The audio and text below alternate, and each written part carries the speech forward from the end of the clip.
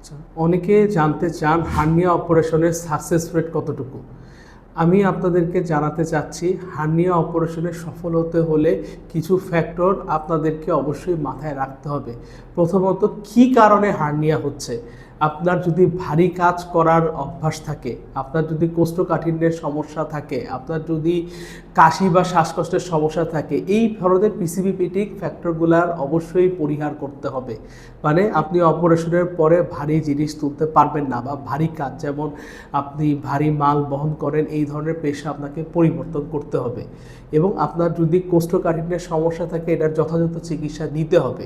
কারণ যদি আপনার কোষ্ঠকাঠিন্য যদি পরবর্তীতে আবার দেখা দেয়, সেক্ষেত্রে কিন্তু হার্নিয়া রিকার হবার মানে পুনরায় হবার আবার সম্ভাবনা থাকে।